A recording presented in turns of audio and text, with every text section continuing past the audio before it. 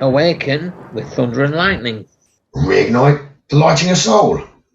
Talking all things mediumship. Spirit. And paranormal.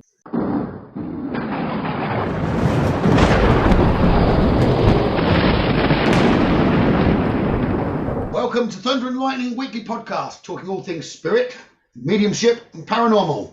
Awaken with Thunder and Lightning. Reignite the light in your soul. Yeah. Welcome. So, you've got myself, Gavin, and Roger. Hello. I hope you've all had a good week, everyone.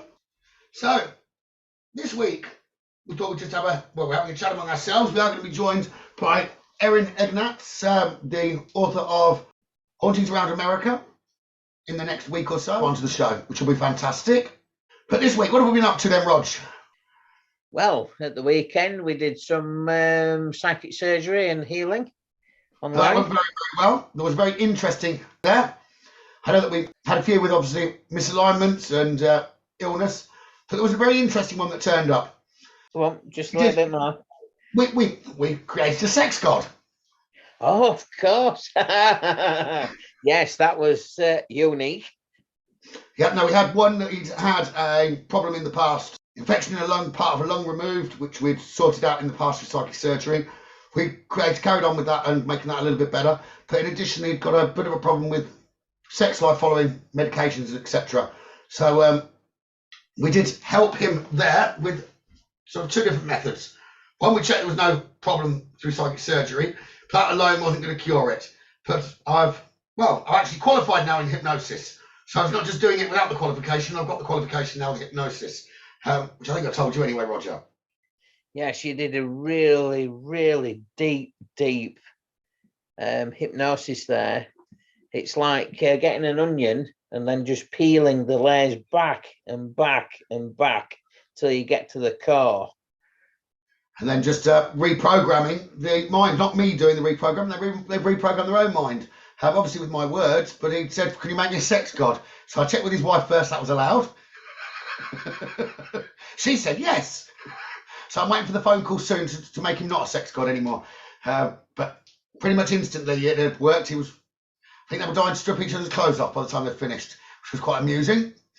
So they didn't have to part quick off of the live once he'd had the hypnosis.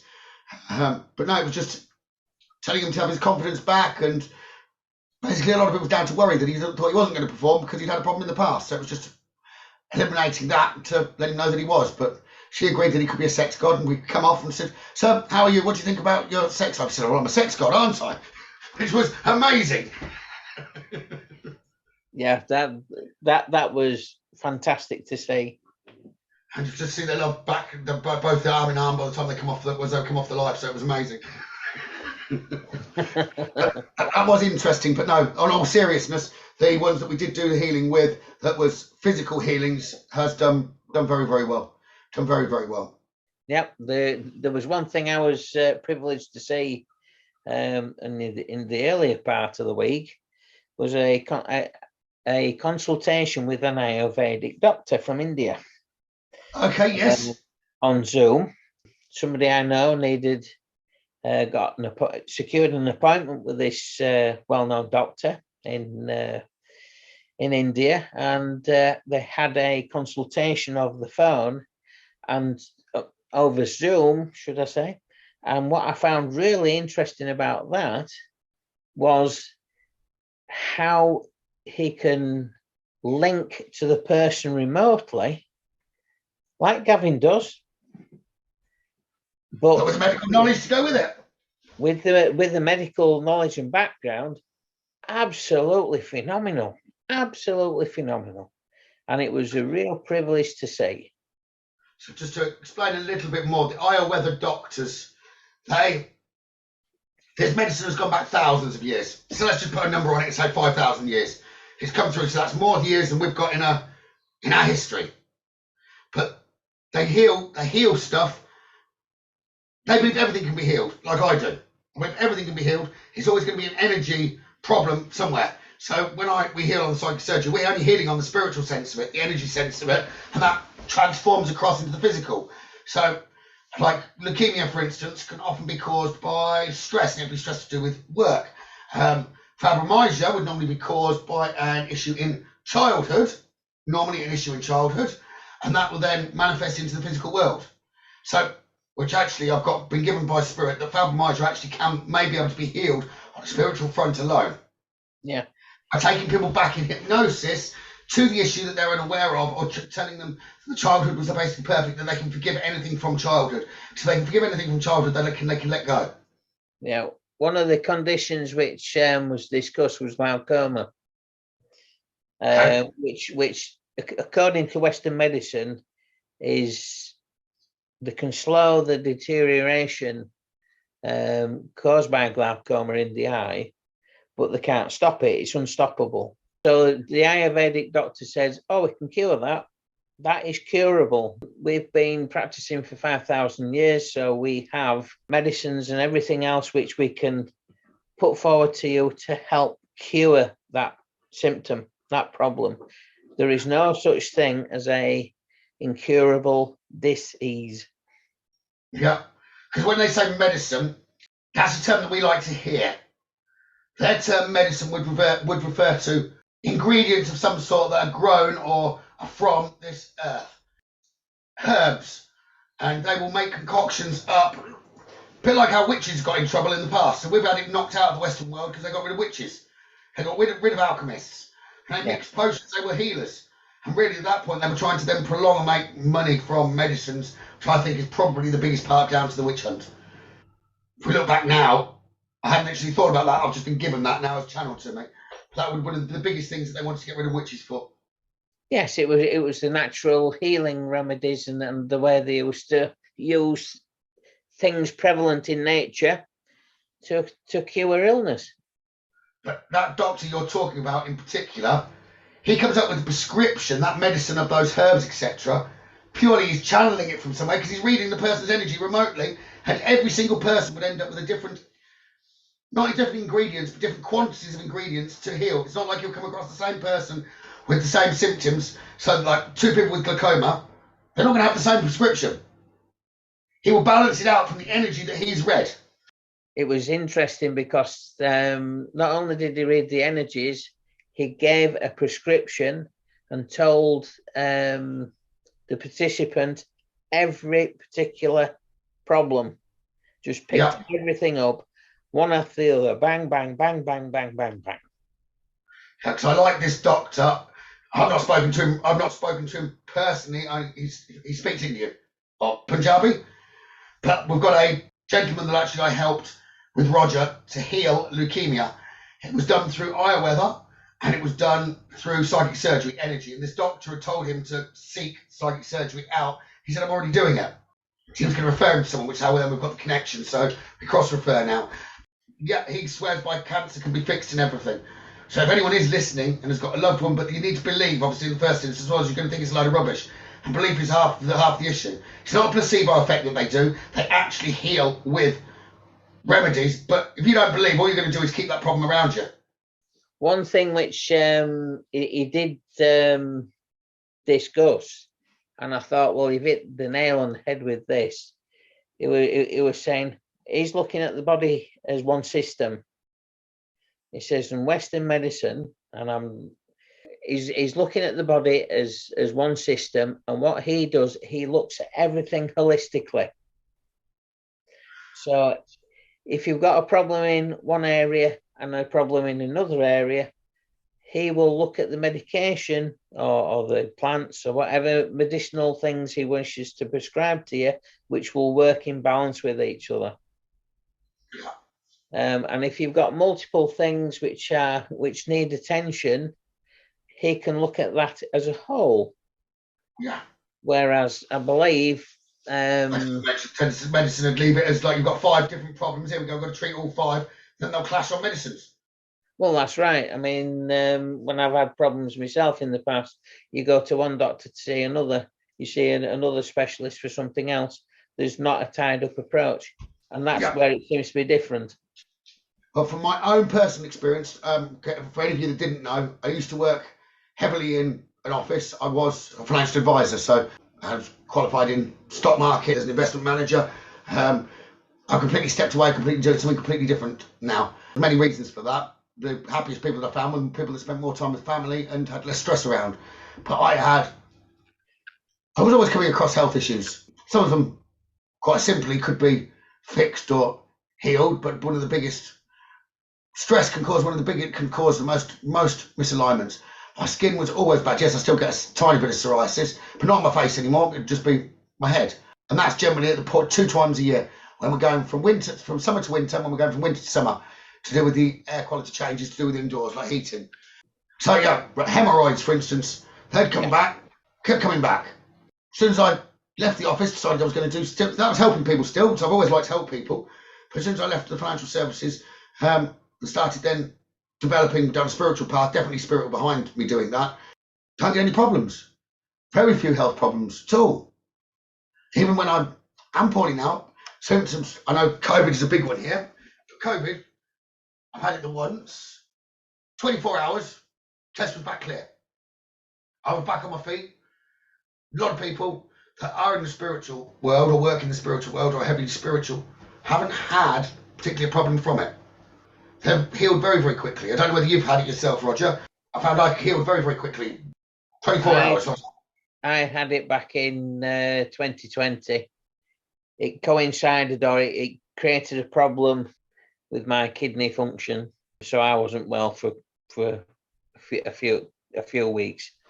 But then that wasn't necessarily the COVID. That was then the kidney problem that it came about. It was a combination, and because that's a weak area at that particular time. I know that COVID can be very bad for others. Although, funny enough, doing what I do and speaking to those that have passed, I'm still yet to have one spirit that's arrived to tell me they've passed COVID. And I know that might cause some eyebrows raised, etc., by others, but I'm still yet to find one spirit, even though death certificate might say COVID on it. They tell me no. I'm still yet to find one spirit. So I know there is some hidden truths, shall we say, that are not emerging yet, but I believe they will emerge. Given time, I think they'll all come out. Yeah. Given time.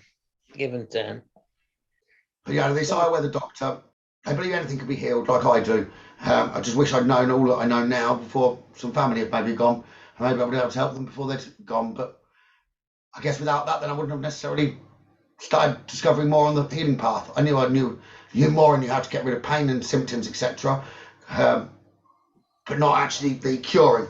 So my father, he walked into hospital and then he passed. From the moment he walked into hospital, he walked himself into hospital, got scanned, and 100% of his bones was covered in cancer. 100%. They said he shouldn't have been able to walk in. I was sending him Reiki energy and healing, but he wasn't in any. He was in discomfort, yes, but not like he could have been. So he lived his life to the absolute full. But if I'd have known what I know now, I feel that could have been healed. So I can't feel bad about that. I just got to feel that it's going to benefit others from my exploration since then. Yes, I mean, I feel something very similar to my father. Yeah. But it's not a learning process. No, it's a remembering process, remembering stuff from the past. Yeah. So I do believe Western medicine nowadays is really to remove pain. It's not to remove illness. Well, I think it's what is it? It is they are looking at the symptoms, not the problem. Yes, they do look at the symptoms, not the problem, and then they like to. If they can prescribe medication for a long period of time, then and that's making money. I've got a question with regards to the Ayurveda. You might know a little bit better than me. Is it only for a period of time that they give those herbs, or then they continue whatever for the rest of their life? That's a really good question, and I don't know the answer. To be honest, that is a really good question. I'm going to find out the answer. I will find out the answer. I'm going to make a note of it now. So I'll have to come back to you next week with regards to that Ayurveda. I would have thought that if they can holistically treat you and cure the problem, you might have to take a medication over, say, a year. I've been given two different answers here. I've been given channeled an answer, so we'll have to check anyway with the doctor. Okay. I've been given channeled wise. It would only be needed for a period of time if you can change your life balance to what's causing the problem. So if you're remaining in exactly the same situation, you're not changing your life around, because if we go back to the stress can cause, and maybe other issues from the past and not forgiving and things like that, Where there's pains that are actually causing suffering on a spiritual sense or an emotional sense can then manifest in the physical world. If you can change those, then yes, you could stop the medication or the herbal remedies. But if you're going to continue living your life in that way that's going to create that imbalance, then you're going to have to continue on the balancing it out, positive and negative, by continuing to take those herbal supplements, which actually makes a lot of sense. So if you sell to it wholeheartedly, it will work. Yes, because taking like Reiki says that you've got to fix the problem yourself. So you can highlight a problem and you know it's down to X, Y, Z that's causing that problem. If you can change the X, Y, Z, then you're only going to need to fix the problem the once, then step away from those herbal supplements. If you're not going to step away from that big problem, then you're going to have to continue taking the supplements in order to try and create the balance. Yes. How are you going to change yourself if you do the same thing day in, day out without changing anything? The change might only be a minor thing. Or a major thing. Or a major thing. John just said, Roger. So if you adjust to what's required. So most illnesses are related to stress, and it's normally stress from a working environment. Normally. But I don't believe we come to Earth to. We've got to make sure that if we're doing work, we do something we enjoy. You've got to do something you enjoy. And sometimes you can start off doing something you enjoy. Like I enjoyed financial services. It wasn't until the point that I was like, I'm not enjoying this now. So I could see so many flaws and different things. I was like, I've got to step away from that. So you've always got to do something that you're happy. And if like people with children, they're saying, they come to me now in the readings, they're like, oh, my son or my daughter doesn't know what to do. Here's the answer. Do what? Don't do anything to make another person happy. The biggest thing with children is they want to make parents proud and happy. So parents can push them in a direction to do something.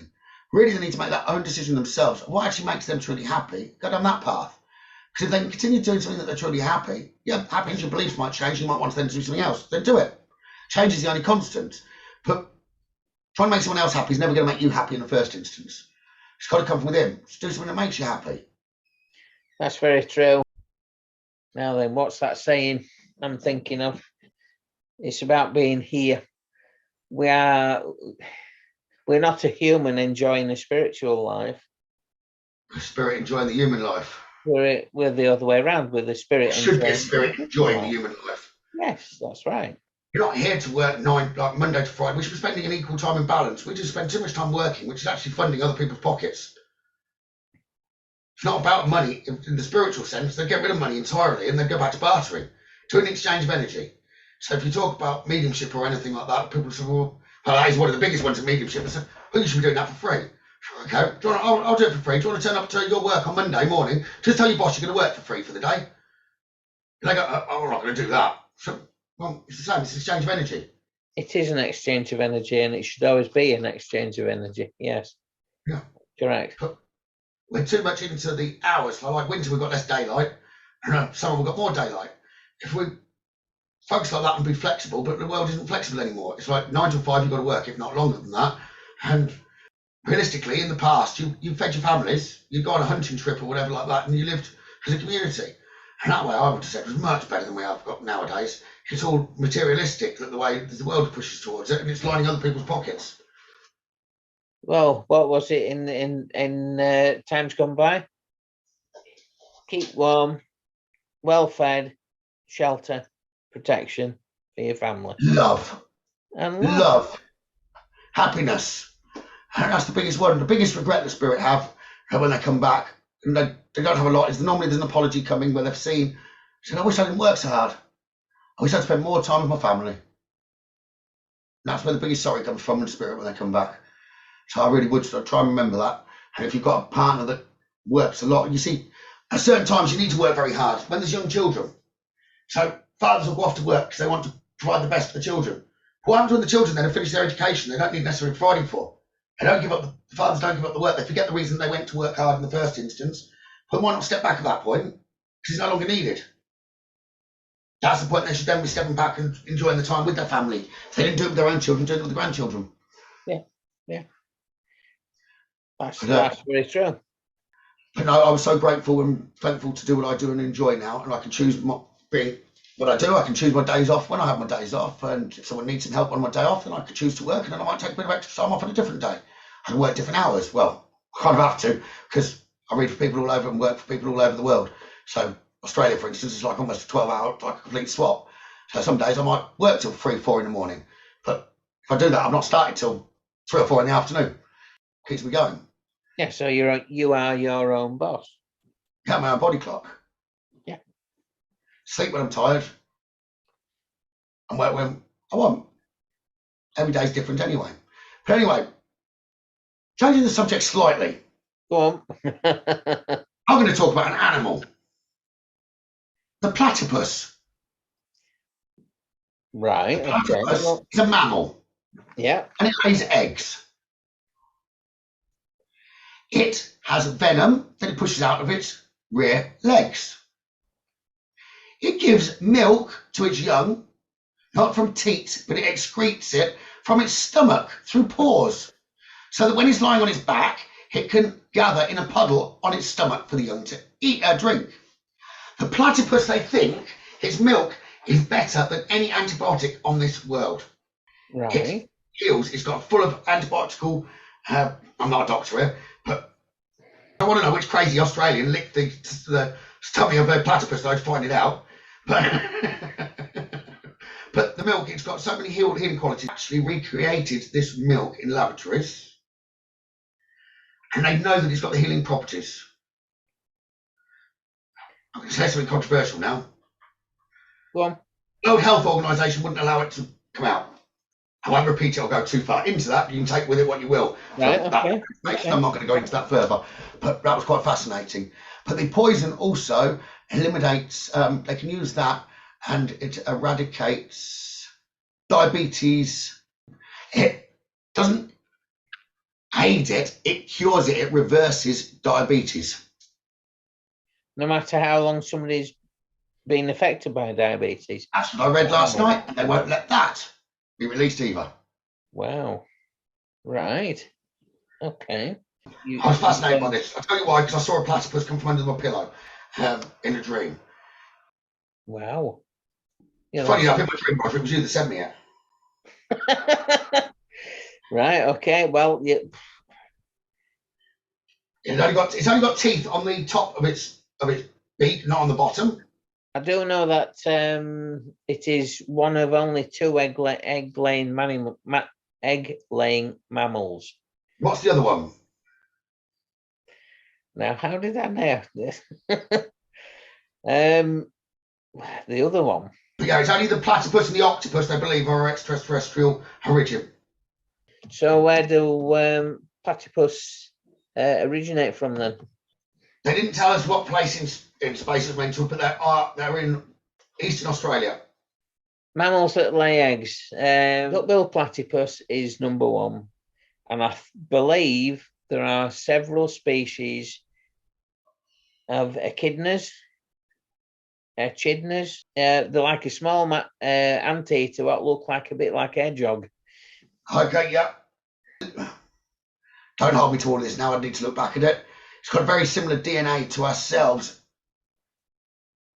I know they sleep 14 hours a day, don't they? Sorry? They've got quite a long... They have a longer sleep than us humans. I think we sleep between, on average, 7 to 9 hours a day, whereas I believe a platypus sleeps about 14. Yeah, you become spiritual, it's like 3 to 5 hours. Unless you call Gavin. Oh no, most people, when they start developing spiritually, they end up sleeping less. Well, yeah, that's very true. That's very true. I can survive on a lot less than 6 hours these days. Mammals to lay eggs. There are only 5 living monotreme species. That's the platypus. 4 species of echidna, also known as spiny anteaters. All of them are found only in Australia or New Guinea. So I wouldn't be surprised if you found out they've got a funny DNA as well, and that they could well have come from another planet. It says, I think female platypus, yes, they lay the eggs, and then once the young hatch, she suckles them as well. What do you mean by suckles them? Just like another mammal. But it doesn't have teats. The milk excretes through pores. What you were saying about the teeth, the juveniles have teeth, and when they fall out, they're not replaced with any more. And the platypus grows keratin pads in place of the teeth. I can explain that one later why I've mentioned that, because that's very relevant to something that you sent us, Roger. Right, okay. Not the parasite. If anyone thinks about a platypus, I can tell you, if the platypus just arrives, or it's in some sort of fight or attacking something, be very aware of your surroundings. Something's not going on right around your surroundings. If it emerges from under, like out of a burrow or something, it's normally a good sign of spiritually you're helping others. It's encouraging you. It wants to come on your adventure. It wants to come on your dreams. It doesn't want to. It's not coming to actually inform you anything. It's coming to actually join you and go on your adventures. So often it'll turn up in spiritual-minded people that astral travel. Is it encouraging you to emerge and move forward in your spiritual path? If it comes and burrows towards you in a dream, it's actually meant to be a sign of it personally not trying to give you anything. It's intrigued by you and wants to come on your own travels. Watch what you're doing. Well, what a beautiful creature to... and if it's your power animal, then you're very, very spiritual. Platypus. Yeah. I'm going to go on to one of your favourite subjects, Roger. Go on. Attunements. Do you want to explain to everyone what I mean by attunements, spiritual attunements? What would you class as spiritual attunements as? Let's just put him on the spot. I would say spiritual attunements are very basic. They can help you get closer to other energies or higher energies. They can help you on awaken you more and give you more to mediumship abilities. But in addition, they can also increase and aid healing energies around you, the more you connect with. But I just wanted to know Roger's take on attunements. Yes, you beat me to it. That was very well put. I look at them as a tool, a spiritual tool, or as an aid to help you develop your spiritual skills, whether it be mediumship, psychic skills. Because attunement to these attunements do help you develop, and they bring in additional knowledge and other areas which you can then be open to. Can be knowledge, and it can also be like not knowledge that you've got at the forefront of your mind, but knowledge where instinctual knowledge, intuition knowledge. Very true. So it can just sort of come into your intuition. But I guess I mentioned attunements because I know that I do angel attunements, which we've done. But tomorrow I'm doing the attunements on Greek gods. It's meant to be the main 12, but I'm actually doing 14 of them. They all have values and attributes which will help you develop on your path. The more connections that you kind of get, the more energy there is to help others. So if you ever get the chance of attunements, often people can't explain it and put it into words. They really can't. What they can put it into is experiences after an attunement where vibrations just they increase. And it's not just that, but energies around a home and all sorts can change. Just vast energy change. True. They enable you to get higher and different connections. Yeah. It's one of the most common now on earth would be like attunements for Reiki. And people really, that's just where they stop. They get Reiki attunements, so that helps, but there are so many other attunements just tuning into those energies. You know, and if it's available, the way I look at it is if it's an aid to development, by all means, go for it. Yeah. It can only do you good and others good in your practices, whether it be healing, readings, or whatever you wish to do in future. Yeah. Or teaching, whichever way. Yeah, I've got you know me and my jokes. I've got 2 jokes for you. Go So did you hear about the cheesemonger who painted his wife? on. Go on. No. Supposedly he double Gloucester. I like that one. Yeah, that's good. Did you hear about the French cheese factory that exploded the other day? Debris everywhere.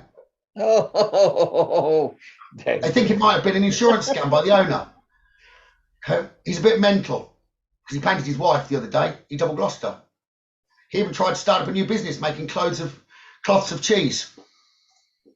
As well as expected. Turns out fromage phrase. Oh dear. So he decided to go into business of making boats in his attic. Sales are through the roof. Boom, boom. Oh dear. Yes. And I stumbled across those last night and made us chuckle with supporters. But achievements, I'm going to get you to talk about one for a minute. Merlin. He's one of your favourites.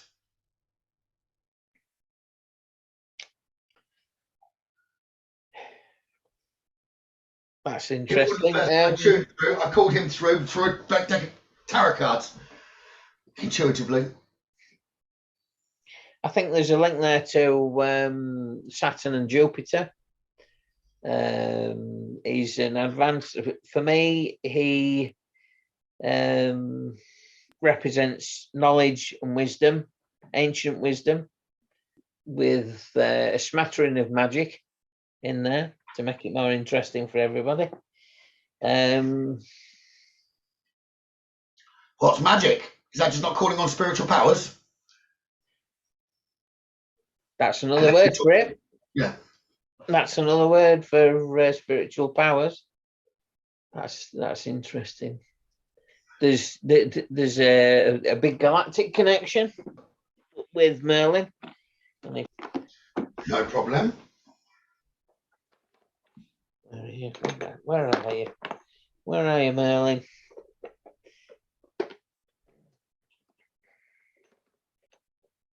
Just want to read something.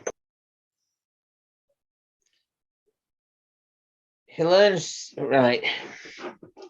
Merlin is a good crash bang. Oh, what a picture, what a photograph. Merlin is the master of astrology. He's also a keeper of ancient knowledge, and he was also a Celtic shaman as well. But in the court of King Arthur, he helps you engage with the energy of manifestation. And he's emerging at the moment to help mankind and the earth heal each other and bring forward the time of enlightenment, or the dawn of the new age, which is coming in the next few years. Yeah. So I would say that he comes forward to aid in transformation, whether it be on an individual level or a global level, or even higher. So I think Merlin is a wonderfully powerful energy to tap into, for there is information there which is of benefit for everybody. And if you can get an attunement with Merlin, yes, I would certainly go for that. I know I can help people there. But with him, you've got an attunement. You want to work with him yourself. You need to get him around you to feel it. He's that's masculine and feminine energy. He's good. It doesn't matter really with your beliefs here, whether you believe he came to the earth or not, whether it was a fairy tale or not. But I was going to say most fairy tales anyway. If you think before even the world was communicating and everyone was travelling around the world, in history, you go look at people's ancient history, they're all writing about dragons, but no one communicated with each other. So, were they real or weren't they real? How did people all write about the same things when they were? There's one of two answers: either they existed, or there was a lot more spiritual connections out there in the past. Well, if you're talking about dragons, just look at the history and myths and legends of each continent, and you will find dragons in there. Yeah, so it is interesting with regard to myths and fairy tales. But moving on there, I know that I need to bring a guide through to give a message, but I just wanted to say to everyone, your words, whatever you speak, and whatever thoughts are inside, they need to be the same. So you need to believe in your words, whether they're internal, or whether they're spoken externally. Believe in your words. Just make sure that they are words that you actually want to experience as the conditions of your life. You see, the words will do for you what no one else could ever do for you. Words are one of the most powerful forces in our lives. They need to be married up with the thoughts inside. That's how you can manifest what you need and what you want. Okay, so that was just separately. But I'm going to bring my guide through in a moment for you, which will give you a message for the week. And I believe they're going to go down the front. Uniqueness. And trying to conform to what you think others might want to see. That's not important. So don't ever lower your standards to fit in. Don't shrink who you are to make others comfortable. Okay? You need to find and surround yourself with people who like you just the way you are and encourage you to keep going. You don't need to change for anyone. That's the purpose. We're unique. You don't want to be a lemming. They fall off cliffs. You don't want to be sheep. They just follow each other. Follow your own path. Yeah. So I think that's what the guide's going to come through and speak this week. Don't measure yourself by someone else's ruler. Not unless their ruler's got smaller markings and make centimetres look bigger. Well. Sorry, man. I believe Dexter might come through. He's my third guide that does speak. We've already had John and Jane, and I think they're trying to share it equally. Afternoon, everyone. Hello, Roger. Hello, Dexter. Or as Lorraine calls you, Roger. Roger. Hello, all of you. I'm Dexter. I'm like an energy control for the medium, and I'm allowed to talk from time to time. I'm going to try and keep it clean. I'll try not to swear. I've not been a guide for very, very long. But everyone has to start somewhere, and I'm going up the ladder. But anyway, what I learned, and I've learned, is that uniqueness. You don't want to be what anyone else wants you to be. You can't be anyway. You do that, that's a sure sign to fail. You're not going to be able to stay on a pedestal for very long, because it's not you. So don't try and be what someone else wants you to be. And those of you that are trying to make someone be what you want them to be, it's not going to work. You've got to accept them for who they are. So don't try and manipulate or change anyone. Otherwise I will call you an idiot. But uniqueness. A lot of people in the physical world look at others, try and compare their own life to others. Why? I don't know. You just want to look at your past self, see how far you've come. You're your own measurement system. There's nothing else you can measure yourself to, only your past self. And yet, never be disappointed in your past. You might have been a hooligan growing up. You might have done things that you know were wrong. But if you've changed, that's good. That's very good. So you can only base yourself on your past. But uniqueness. In today's world, in the physical world, there's so many paths. So many paths that are pre-walked, pre-laid for you. In the past, people got on horses. They explored the world and the countries on horses. Yes, there were some trodden paths, but a lot went their own route. Look at it nowadays. They're made up for you. Dirty tarmac here, there and everywhere. So you can't go as the crow flies. You can't make your own quick journey. You've got to go certain routes that are laid there for you. Don't let your life be the same. You're restricted in that way already. So in your life, walk your own path. If there's a cornfield ahead, it hasn't been walked before, walk the fucker. Cross it. That's your path. It's where you want to be going. Don't let anyone else influence you. Just don't. You need to love yourself for who you are. Every single person is different. So you can't compare yourselves. So comparing apples to pears won't work. So that's what I want to leave you with. I want to send love to each and every one of you and your pets. This is Dexter. Be yourself, be unique. Lots of love, all of you. Thank you, Dexter. Hope you've enjoyed this week's Thunder Lightning Weekly podcast, talking all things mediumship, spirit, paranormal. Awaken with Thunder and Lightning. Reignite the light in your soul. So goodbye from me, Gavin. And it's a good night from him. Ta-ta. She's Roger. Good night, all of you. Have a great week.